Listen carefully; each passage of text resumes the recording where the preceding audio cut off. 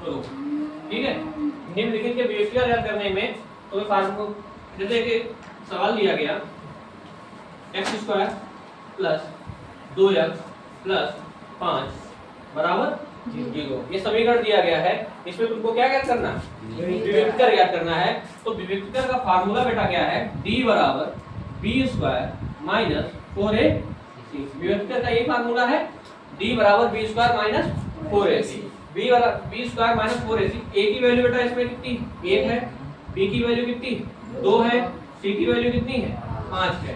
तुमको फार्मूला तो कंफर्म याद ही है कि x² plus bx plus c is equal to 0। मतलब x² का गुणांक a कहलाता है, x का गुणांक b कहलाता है और अचर पर क्या कहलाता है, c कहलाता है।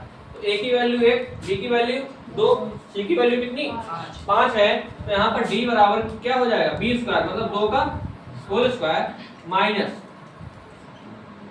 4 गुणे a की वैल्यू 1 गुणे 5।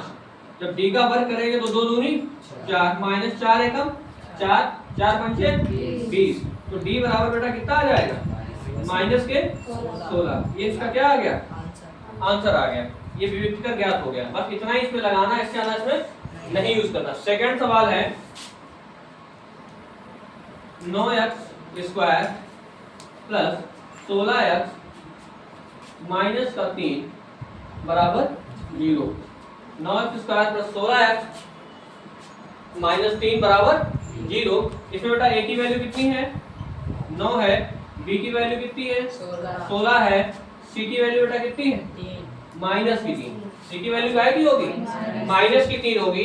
अब इसका जब विभक्तिकर ज्ञात करना है तो d बराबर b² माइनस 4ac।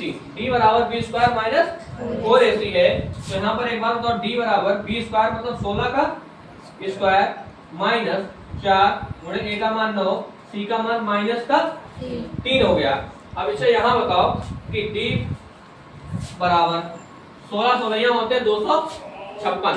16 सोलहियां कितने होते बेटा, 256। क्योंकि किसी भी संख्या का जब वर्ग लिखा जाता है, अगर जैसे किसी संख्या पर स्क्वायर लिखा हुआ है तो उस संख्या का कितनी बार गुणा करते हैं, 2 बार। 16 में गुणा 16, 16 सोलहियां हो जाते हैं 256 हो जाते हैं। 16 सोलहियां कितने हो जाते हैं, 256 हो जाते हैं।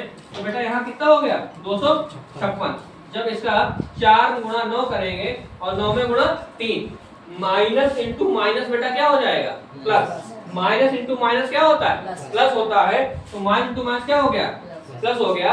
4 3 12, 12 निर्मा 108, कितने आ जाएंगे, 108 आ जाएंगे। यहाँ पर 108 आ गया। यहाँ पे d क्या कर दो, जोड़ दो। 8 और 6 कितने होते हैं, 14 की 4, हासिल 1, 5 और 1 कितने हो गए, 6, 2 1 3। d बराबर कितना आ जाएगा, 364। ठीक है, समझ में।